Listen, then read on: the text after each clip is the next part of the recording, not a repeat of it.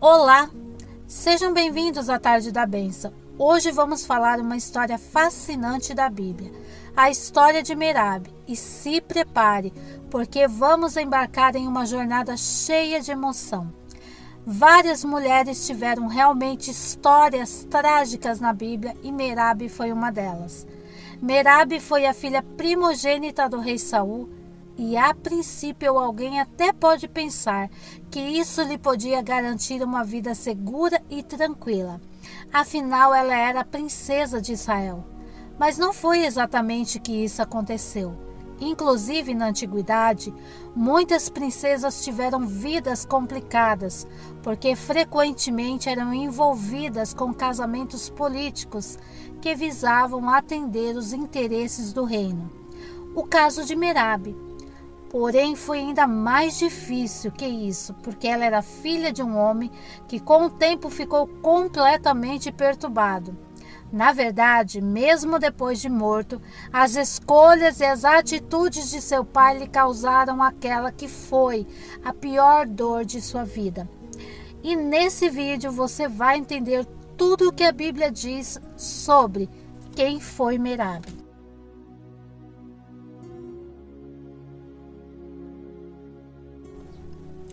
O significado exato do nome Merabe é desconhecido.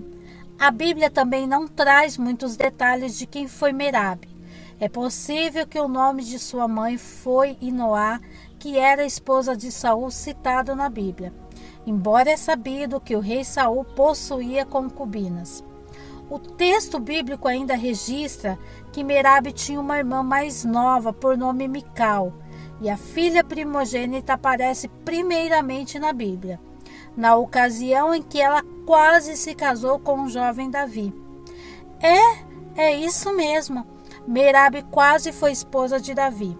O texto bíblico relata que após Davi ter derrotado o gigante Golias, sua fama cresceu muito em Israel. A princípio, Saul colocou Davi em uma posição em destaque em seu exército, mas tão logo a inveja tomou conta de seu coração. E ele começou a perseguir Davi. Saul, no entanto, percebia que Davi tinha sucesso, porque o Senhor era com ele. Além do mais, as tribos do norte de Israel e Judá o amavam, e Saul, de certa forma, tinha medo de Davi. Mas antes disso, Saul já tinha prometido dar a sua filha em casamento ao homem que aceitasse o desafio de Golias e o matasse o guerreiro filisteu. No contexto do desafio de Golias a Israel, o texto bíblico registra o seguinte: quando os israelitas viram Golias, todos fugiram com medo. Os israelitas diziam entre si: vocês viram aquele homem? Ele veio desafiar Israel. O rei dará grandes riquezas a quem o matar. Também lhe dará sua filha em casamento e isentará de impostos em Israel a família de seu pai. E Davi perguntou aos soldados que estavam ali ao seu lado: o que receberá o homem que matar esse filisteu e salvar a honra de Israel? Quem é esse filisteu incircunciso para desafiar os exércitos do Deus vivo? Repetiram a Davi o que haviam comentado e lhe disseram: isto é o que receberá o homem que matá-lo. Como sabemos, Davi foi o homem que, pelo poder de Deus, derrotou Golias e livrou Israel daquela humilhação. Mas Saul procurou usar essa promessa de dar a sua filha em casamento a Davi, não apenas para colocá-la em sua família, mas para criar as condições favoráveis para que ele fosse morto em batalha. Nesse ponto, Saul já estava se mostrando um homem descontrolado, e foi dessa forma que Saul prometeu dar Merabe como esposa de Davi. Mas ele acrescentou uma condição. Veja o que Saul disse a Davi. Saul disse a Davi: aqui está minha filha mais velha, Merabe, e eu a darei em casamento a você. Apenas sirva-se com bravura e lute as batalhas do Senhor. Pois Saul pensou: não matarei, deixo isso para os filisteus. Então, com essa condição que Davi guerreasse as guerras do Senhor, Saul basicamente esperava que os filisteus matassem Davi. Mais adiante da promessa de Saul, Davi alegou não pertencer a uma posição social digna de se casar com Merabe, a princesa de Israel. Então o texto bíblico diz que quando chegou o tempo de Merabe ser dada a Davi como esposa, Saul não cumpriu a promessa e acabou dando a moça por mulher a outro homem chamado Adriel, o Melatita. Esse homem era filho de Berzilai e provavelmente era um habitante de Abel-Meolá.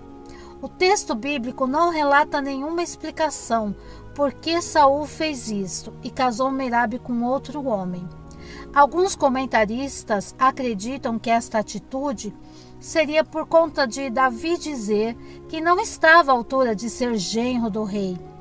Outros dizem que seria por conta de Saul já estar perturbado pelo ódio, ciúme e raiva. Saul via Davi como seu rival e queria prejudicá-lo de todas as formas. Por fim, Merabe não se casou com Davi, mas a sua irmã mais jovem, Amical, acabou se casando com ele. Na verdade, Saul viu no casamento de Davi com Mical a possibilidade de poder colocar Davi em uma armadilha, que ele finalmente fosse morto pelos filisteus. Porém, mais uma vez, Saul não teve êxito no seu plano e depois que Davi se tornou seu desafeto público, Saul tomou Mical mesmo ela já sendo esposa de Davi e também a deu em casamento a outro homem. O drama de Merabe. E depois desses acontecimentos envolvendo a trama de Saul para casar suas filhas com Davi, o texto bíblico não registra mais detalhes sobre a vida de Merabe. Dessa forma, não é possível saber como foi a sequência de sua vida ao lado de Adriel. A única exceção é um versículo em que a Bíblia relata que Merabe e Adriel tiveram 5 filhos. Mas os filhos de Merabe tiveram um fim muito trágico. Eles foram entregues pelo rei Davi aos gibeonitas, como a consequência da traição de Saul contra aquele povo. Basicamente, os gibeonitas tinham um tipo de tratado de proteção com os israelitas. Mas Saul quebrou esse tratado e perseguiu e matou muitos gibeonitas. Então, já durante o governo de Davi, houve uma grande crise em Israel. E o motivo dessa crise foi o crime cometido contra os gibeonitas no tempo de Saul. E para resolver essa questão, Davi chamou os gibeonitas e os questionou a respeito do que poderia ser feito para que o erro de Saul fosse reparado. Os gibeonitas então exigiram a morte dos descendentes de Saul. E foi nessa ocasião que provavelmente Merabe teve que enfrentar a pior dor de sua vida. A Bíblia diz que os 5 filhos de Merabe, que eram netos de Saul, foram entregues aos gibeonitas para serem mortos. Além dos 5 filhos de Merabe, os 2 filhos de Rispa, que era uma concubina de Saul, também foram mortos. E a Bíblia diz que os corpos dos 7 homens ficaram expostos publicamente. Foi nesse contexto que Rispa protegeu os corpos dos seus filhos mortos de dia e de noite para que não fossem devorados por animais e que seria uma desonra muito grande.